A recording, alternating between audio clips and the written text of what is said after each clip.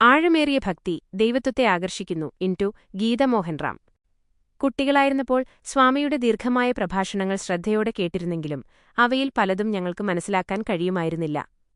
കർത്തവ്യബോധത്തെക്കുറിച്ചും നാം അതെങ്ങനെ നിർവഹിക്കണം എന്നതിനെക്കുറിച്ചുമായിരുന്നു സ്വാമിയുടെ ഉപദേശങ്ങളിൽ ഒന്ന്.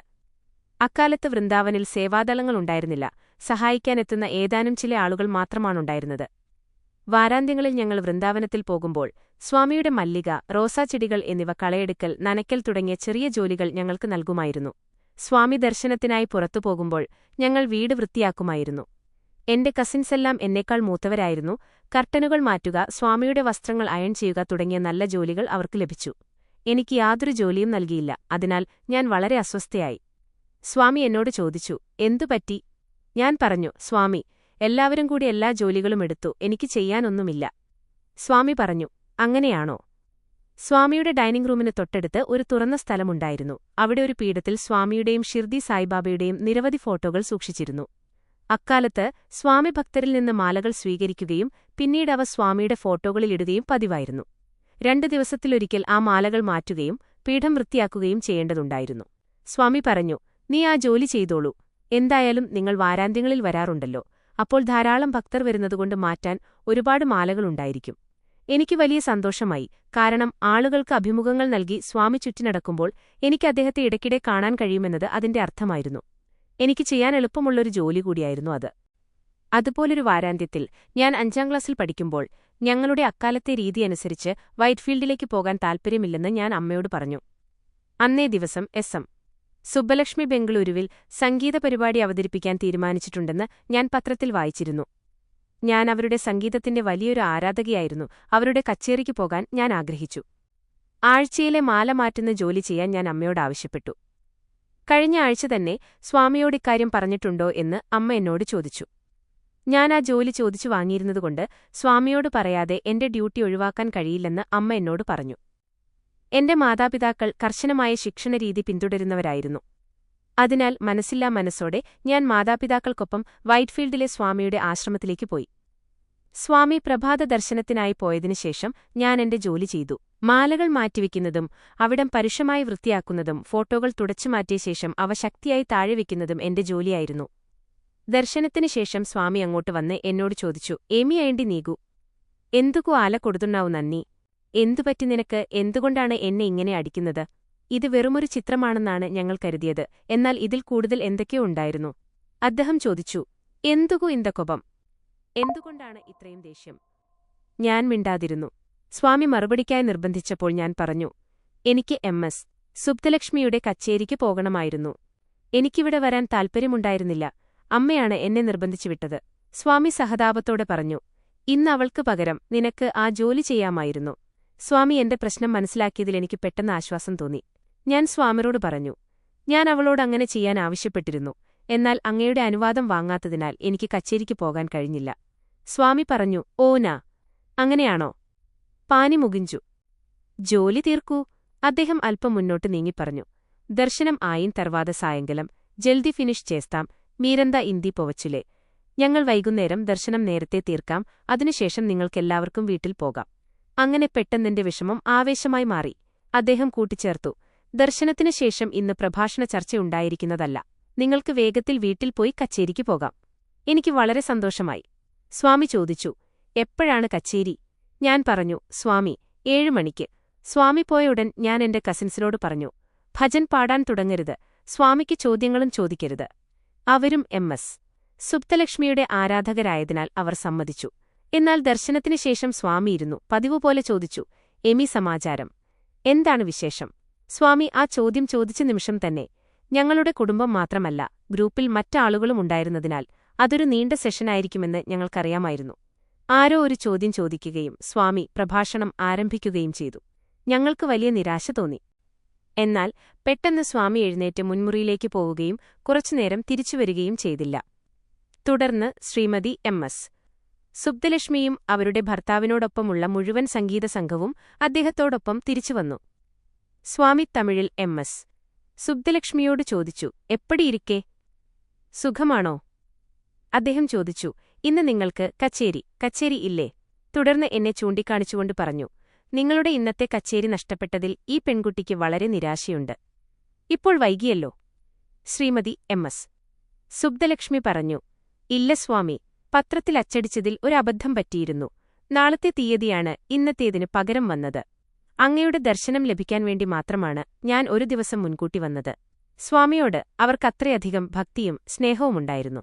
തുടർന്ന് സ്വാമിയുടെ സാന്നിധ്യത്തിൽ പാടാൻ അവർ അനുവാദം ചോദിച്ചു. എനിക്കിഷ്ടപ്പെട്ട 7-8 പ്രശസ്തമായ കർണാടക കൃതികൾ, പാട്ടുകൾ സ്വാമി പേരെടുത്തു പറഞ്ഞു. ശ്രീമതി എം.എസ്. സുബ്ദലക്ഷ്മി അവയെല്ലാം പാടുകയും ചെയ്തു. കച്ചേരിക്ക് ശേഷം സ്വാമി അവരെ അനുഗ്രഹിക്കുകയും വിഭൂതി നൽകുകയും മുഴുവൻ സംഘത്തോടൊപ്പവും കുറച്ചു സമയം ചെലവഴിക്കുകയും ചെയ്തു. പിന്നീട് സ്വാമി എന്നോട് പറഞ്ഞു, നോക്കൂ, നിന്റെ കടമ നീ മനസ്സോടെയാണെങ്കിലും ചെയ്തു. അമ്മയുടെ വാക്കനുസരിച്ചു. അതുകൊണ്ട് എം.എസ്. സുബ്ദലക്ഷ്മി തന്നെ നേരിട്ട് വന്ന് നിനക്കിഷ്ടപ്പെട്ട പാട്ടുകളൊക്കെ പാടിത്തന്നു. ഫലത്തെക്കുറിച്ച് ചിന്തിക്കാതെ ഡ്യൂട്ടി സന്തോഷമായി ചെയ്യണം. നിങ്ങളുടെ കർമ്മം സന്തോഷത്തോടെ ചെയ്യുക. നിങ്ങൾ എന്തു ജോലി ചെയ്താലും അത് സ്വാമിയുടെ ജോലിയായി ചെയ്യുക. ഞാനെല്ലാം വീക്ഷിച്ചുകൊണ്ടിരിക്കും.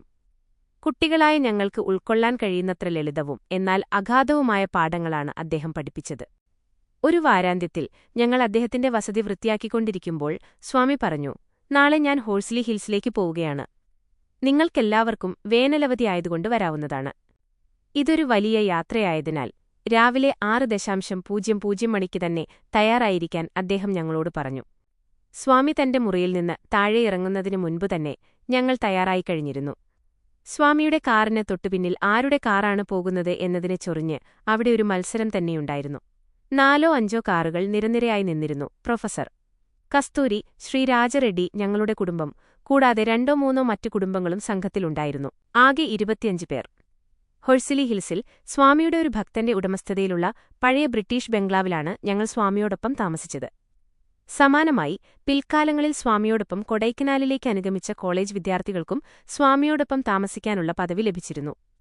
ഞങ്ങൾ 10 ദിവസം സ്വാമിയോടൊപ്പം അവിടെയുണ്ടായിരുന്നു. കൂട്ടത്തിലെ സ്ത്രീകൾ സ്വാമിക്കായി പാചകം ചെയ്യുമായിരുന്നു. ഞങ്ങൾ സ്വാമിയോടൊപ്പം ആസ്വദിച്ച മനോഹരമായ ഒരു പൂന്തോട്ടം അവിടെയുണ്ടായിരുന്നു. അദ്ദേഹം ചിലപ്പോൾ പൂന്തോട്ടത്തിലിരുന്ന് ചെറിയൊരു പ്രഭാഷണം നടത്തുകയോ അല്ലെങ്കിൽ എന്തെങ്കിലും പ്രത്യക്ഷപ്പെടുത്തുകയോ ചെയ്യുമായിരുന്നു. സ്വാമിയോടൊപ്പം ഞങ്ങൾക്ക് വളരെ നല്ല സമയം ലഭിച്ചു. ആ ബംഗ്ലാവിൽ കുടിവെള്ളം ലഭ്യമായിരുന്നു, എന്നാൽ കുളിക്കുന്നതിനും തുണി കഴുകുന്നതിനും മറ്റുമുള്ള വെള്ളം ലഭ്യമല്ലാതായിരുന്നു. ബംഗ്ലാവിന്റെ പിന്നിലായി 2 എരുമകളെ പാർപ്പിച്ചിരുന്ന ഒരു തൊഴുത്തുണ്ടായിരുന്നു.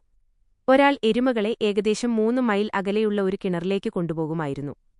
എരുമകൾ കിണറ്റിൽ നിന്ന് വെള്ളം കോരിയെടുക്കും. അതിനുശേഷം വെള്ളം വലിയ ഡ്രമ്മുകളിലേക്കൊഴിച്ച് കയറുകളുപയോഗിച്ച് മൃഗങ്ങളുടെ ഇരുവശങ്ങളിലും കെട്ടിവെക്കും. എരുമകൾ വെള്ളം തിരിച്ച് ബംഗ്ലാവിലേക്ക് കൊണ്ടുപോവുകയും ഡ്രമ്മുകൾ ഒരു ജലസംഭരണിയിലേക്ക് വാട്ടർ ടാങ്ക് ഒഴിക്കുകയും ചെയ്യും. ജലസംഭരണിയിലെ ജലനിരപ്പ് വീണ്ടും കുറഞ്ഞുകഴിഞ്ഞാൽ കൂടുതൽ വെള്ളം കൊണ്ടുവരാൻ എരുമകളെ വീണ്ടും കിണറ്റിലേക്ക് കൊണ്ടുപോകും. ഇത് ദിവസവും സംഭവിക്കുമായിരുന്നു, ചിലപ്പോൾ ദിവസത്തിൽ പലതവണയും. അങ്ങനെ അത്ഭുതകരമായ 10 ദിവസങ്ങൾക്ക് ശേഷം പിറ്റേ ദിവസം ബംഗ്ലൂരിലേക്ക് പോകാൻ തയ്യാറെടുക്കാൻ സ്വാമി എല്ലാവരോടും ആവശ്യപ്പെട്ടു. രാവിലെ 6:00 മണിക്ക് കാറിലിരിക്കാൻ ഞങ്ങളോട് നിർദ്ദേശിച്ചിരുന്നു. ഞങ്ങളെല്ലാവരും യാത്ര തിരിക്കാൻ തയ്യാറായിരുന്നു. താനും പ്രൊഫസർ കസ്തൂരിയും യാത്ര ചെയ്യാൻ പോകുന്ന കാറിലേക്ക് സ്വാമി കയറാൻ തുടങ്ങുമ്പോൾ അദ്ദേഹം പെട്ടെന്ന് തന്റെ വഴിമാറി കെട്ടിടത്തിന്റെ പിന്നിലേക്ക് നടക്കാൻ തുടങ്ങി. താൻ എവിടേക്കാണ് പോകുന്നതെന്ന് അറിയാനുള്ള കൗതുകത്തോടെ പ്രൊഫസർ കസ്തൂരി കാറിൽ നിന്നിറങ്ങി നിശബ്ദമായി സ്വാമിയെ പിന്തുടർന്നു. ചെറുപ്പക്കാരിയും ജിജ്ഞാസുയുമായതിനാലും ഞാനും കാറിൽ നിന്നിറങ്ങി പ്രൊഫസർ കസ്തൂരിയെ പിന്തുടരാൻ തുടങ്ങി. എരുമകളെ കെട്ടിയിട്ടിരുന്ന തൊഴുക്കിലേക്ക് സ്വാമി പോയി അവരോട് സംസാരിക്കാൻ തുടങ്ങി. അവർ മനുഷ്യരെപ്പോലെ സംസാരിക്കുന്നു. ആദ്യം സ്വാമി എരുമകളെ നോക്കുന്നയാളോട് സംസാരിക്കുകയാണെന്നാണ് ഞങ്ങൾ കരുതിയത്. എന്നാൽ അവിടെ ആരുമുണ്ടായിരുന്നില്ല. സ്വാമി പറഞ്ഞു, സ്റ്റാർ പാപം മീരിദ്ദരു ചാല പനിക്കേസരു റോജു അന്തദുരം വെല്ലി നാ ഭക്തലകാന്ത നീലു തെച്ചാറു. ചാല സന്തോഷം ബംഗാരു സ്റ്റാർ. അവർ പറഞ്ഞു, നിങ്ങൾ 2 പേരും എന്റെ ഭക്തർക്കായി വെള്ളമെത്തിക്കാൻ ദിവസവും വളരെ ദൂരം നടന്ന് കഠിനാധ്വാനം ചെയ്തു. എനിക്ക് വളരെ സന്തോഷമുണ്ട് എന്റെ പ്രിയപ്പെട്ടവരെ. എരുമകളുടെ കണ്ണുകളിൽ നിന്ന് ധാരാളം കണ്ണീർ ഒഴുകുന്നത് ഞങ്ങൾക്ക് കാണാമായിരുന്നു. സ്വാമി പറഞ്ഞു, എടുവദ്ദു, കരയരുത്, ഞാൻ നിങ്ങളെ കാണാൻ വീണ്ടും വരും. എരുമകൾ ഒരേപോലെ തലയാട്ടിക്കൊണ്ടിരുന്നു. സ്വാമി ചാല സന്തോഷം കോക്ക് മറ്റ്ലു എന്നു പറഞ്ഞു അവയുടെ കവിളുകളിൽ തടവുകയും വിഭൂതി സൃഷ്ടിച്ച് നെറ്റിയിൽ ചാർത്തുകയും ചെയ്തു. അദ്ദേഹം പറഞ്ഞു, നേനു വെല്ലി ഒസ്താനു പൊദ്ദു ഐപോതുണ്ടി, ഞാനിപ്പോൾ പോകുന്നു, വൈകുന്നു. തുടർന്ന് തങ്ങൾ ഞങ്ങളെ ഇപ്പോൾ കണ്ടതുപോലെ അഭിനയിച്ചുകൊണ്ട് സ്വാമി പറഞ്ഞു, ധുണ്ണപോതുല ഇക്കാട എന്തുകു ഉണ്ണാറു. എരുമകളെ, നിങ്ങളെന്തിനാണ് ഇവിടെ നിൽക്കുന്നത്? ഞങ്ങൾ പൊന്തക്കാടുകൾക്ക് പിന്നിൽ ഒളിക്കാൻ ശ്രമിച്ചു. നിങ്ങൾ രണ്ടുപേരും കാറിലിരിക്കാൻ ഞാൻ പറഞ്ഞില്ലേ എന്ന് സ്വാമി ദേഷ്യത്തോടെ സംസാരിച്ചു. പ്രൊഫസർ കസ്തൂരിക്ക് നല്ല മനസാന്നിധ്യമുണ്ടായിരുന്നു. അദ്ദേഹം മറുപടി പറഞ്ഞു, സ്റ്റാർ, ഞങ്ങൾ കാറിലിരുന്നാൽ സ്വാമി, ഈ ലീലകളെക്കുറിച്ച് ആരാണ് എഴുതുക? എല്ലാ ജീവജാലങ്ങളോടും അങ്ങേക്കുള്ള ഈ നിബന്ധനകളില്ലാത്ത അനന്തമായ സ്നേഹം മറ്റാർക്കാണുണ്ടാകുക? അതുകൊണ്ടാണ് ഞാൻ വന്നത്. തുടർന്ന് എന്നെ ചൂണ്ടിക്കാണിച്ചുകൊണ്ട് സ്വാമി ചോദിച്ചു, ഇവളെപ്പറ്റി എന്തു പറയുന്നു? ഉടൻ തന്നെ മറുപടി വന്നു, ഒരു ദിവസം അവൾ തന്റെ കുട്ടികളോട് പറയും, സ്വാമി. പ്രൊഫസർ കസ്തൂരിക്ക് എല്ലാ ചോദ്യങ്ങൾക്കും അനുയോജ്യമായ മറുപടിയുണ്ടായിരുന്നു. വർഷങ്ങളായി ഈ എരുമയുടെ സംഭവം ഞാൻ പല വേദികളിലും വിവരിച്ചിട്ടുണ്ട്.